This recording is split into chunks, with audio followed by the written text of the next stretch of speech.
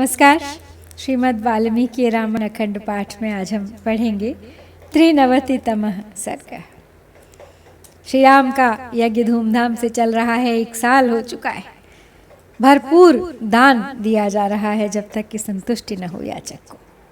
आज के सर्ग में हम देखेंगे श्री राम के यज्ञ में महर्षि वाल्मीकि का आगमन और उनके साथ आए हैं लव और कुश भी। और महर्षि वाल्मीकि आदेश देते हैं कुश और लव को रामायण गाने के लिए। तो चलिए प्रारंभ करते हैं आज का पाठ। वर्तमाने तथा भूते यज्ञे च परमाद्भुते सशिष्य जगामाशु वाल्मीकिर्भगवान् ऋषिः स दृष्ट्वा दिव्यसङ्काशं यज्ञमद्भुतदर्शनम् एकान्तऋषिवाहनां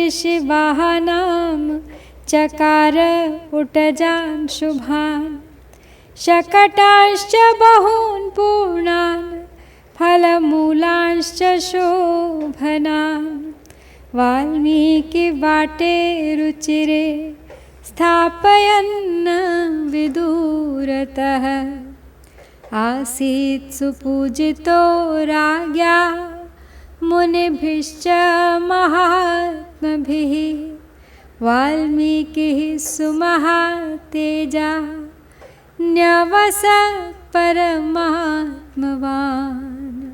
स शिष्यावब्रवीत् हृष्टौ युवां गत्वा समाहितौ कृत्स्नं रामायणं काव्यं गायतां परया मुदा।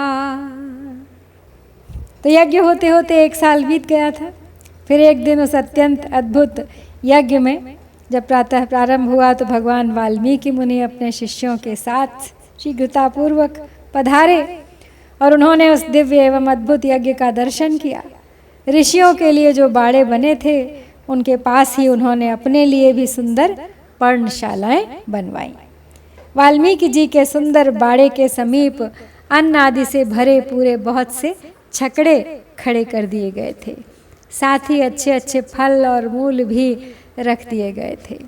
राजा श्री राम तथा बहुसंख्यक महात्मा मुनियों द्वारा भली भांति पूजित एवं सम्मानित हो महातेजस्वी आत्मज्ञानी वाल्मीकि मुनि ने बड़े सुख से वहाँ निवास किया।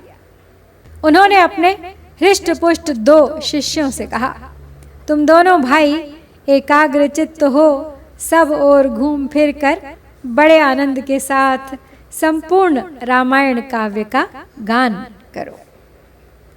ऋषिवाटेषु पुण्येषु ब्राह्मणा वसथेषु च रथ्यासु राजमार्गेषु पार्थिवानां गृहेषु च रामस्य भवनद्वारि यत्र कर्म च कुर्वते ऋत्विजामग्रतश्चैव तत्र गेयं विशेषतः इमानि च फलान्यत्र स्वादूनि विविधानि च जातानि पर्वताग्रेषु आस्वाद्यास्वाद्यगायताम् न यास्यथः श्रमं वत्सौ भक्षयित्वा फलान्यथ मूलानि च सुमृष्टानि न रागात् परिहास्यथः यदि शब्दापयेद् रामः श्रवणाय महीपतिः ऋषीणामुपविष्टानां यथा योग्यं प्रवर्तताम्। ऋषियों और ब्राह्मणों के पवित्र स्थानों पर, गलियों में, राजमार्गों पर तथा राजाओं के वास स्थानों में भी इस काव्य का गान करना आदेश दिया वाल्मीकि जी ने। तो श्री रामचंद्र जी का जो गृह बना है उसके दरवाजे पर जहाँ ब्राह्मण लोग यज्ञ कार्य कर रहे हैं वहाँ तथा ऋत्विजों के आगे भी इस काव्य का विशेष रूप से गान करना। यहाँ पर्वत के शिखरों पर नाना प्रकार के स्वादिष्ट एवं मीठे फल लगे हैं। भूख लगने पर उनका स्वाद ले लेकर इस काव्य का गान करते रहना। बच्चों, यहाँ के सुमधुर फल मूलों का भक्षण करने से ना तो तुम्हें कभी थकावट होगी और न तुम्हारे गले की मधुरता ही नष्ट होने पाएगी।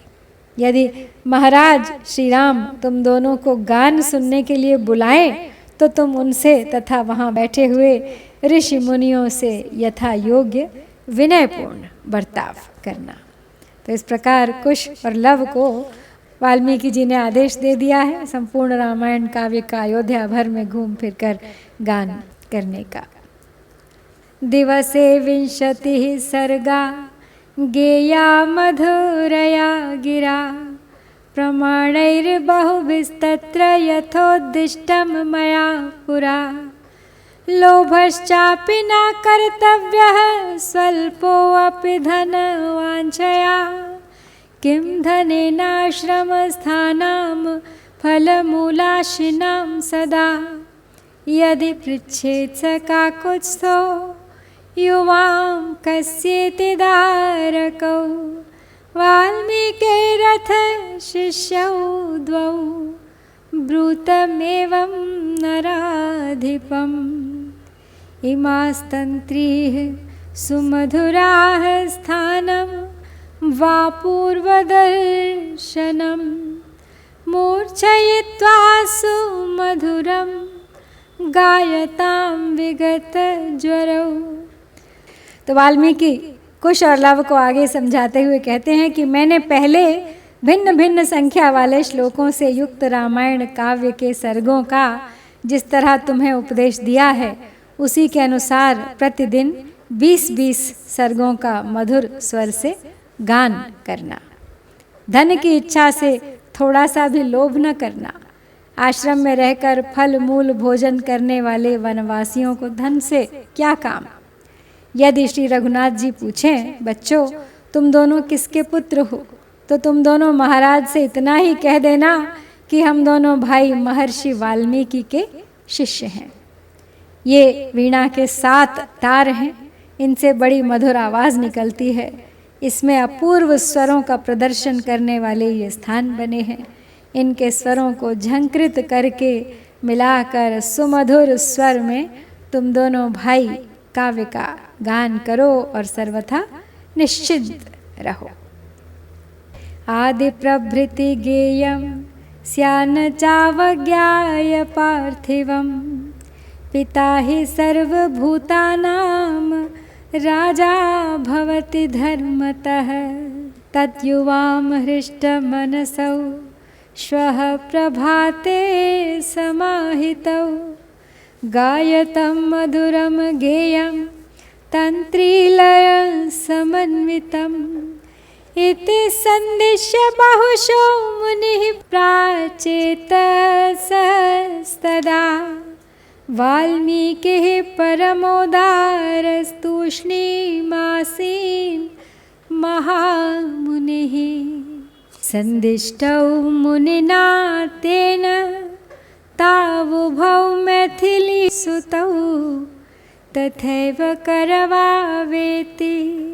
निर्जग्मतुररिन्दमौ तामद्भुतां तौ हृदये कुमारौ निवेश्य वाणीं ऋषिभाषितां तदा समुत्सुकौ तौ सुखमुशतुर्निशाम् यथाश्विनौ भार्गव नीति संहिता। तो आगे समझाते हुए कहते हैं वाल्मीकि ऋषि कि आरंभ से ही इस काव्य का गान करना चाहिए। तुम लोग ऐसा कोई बर्ताव न करना जिससे राजा का अपमान हो, क्योंकि राजा धर्म की दृष्टि से संपूर्ण प्राणियों का पिता होता है। अतएव तुम दोनों भाई प्रसन्न और एकाग्रचित्त होकर कल सवेरे से ही वीणा के लय पर मधुर स्वर से रामायण गान आरंभ कर दो। इस तरह बहुत कुछ आदेश देकर वरुण के पुत्र परम उदार महामुनि वाल्मीकि चुप हो गए। मुनि के इस प्रकार आदेश देने पर मिथिलेश कुमारी सीता के वे दोनों शत्रु दमन पुत्र, बहुत अच्छा कहकर हम ऐसा ही करेंगे, ये कह वहाँ से चल दिए। तो शुक्राचार्य की बनाई हुई नीति संहिता को धारण करने वाले अश्विनी कुमारों की भांति ऋषि की कही हुई उस अद्भुत वाणी को हृदय में धारण करके वे दोनों कुमार मन ही मन उत्कंठित हो वहाँ रात भर सुख से रहे। तो वाल्मीकि मुनि श्री राम के अश्वमेध यज्ञ में पधारे हैं, साथ लाए हैं कुश और लव को भी, और आदेश दे दिया है उन्होंने उन दोनों राजपुत्रों को जो अब ऋषिपुत्र हो चुके हैं, रामायण का गान करने के लिए सब पूर्ण अयोध्या में घूमते फिरते, और आवश्यकता पड़े तो श्री राम के दरबार में भी। तो यहाँ पर हम श्री वाल्मीकि निर्मितार्ष रामायण आदि काव्य के उत्तरकांड में 93वां सर्ग पूरा करते हैं। इत्यार्षे श्रीमद् रामायणे वाल्मीकिये आदि काव्ये उत्तरकांडे 93तमः सर्गः। ओम श्री सीतारामचंद्राभ्यां नमः।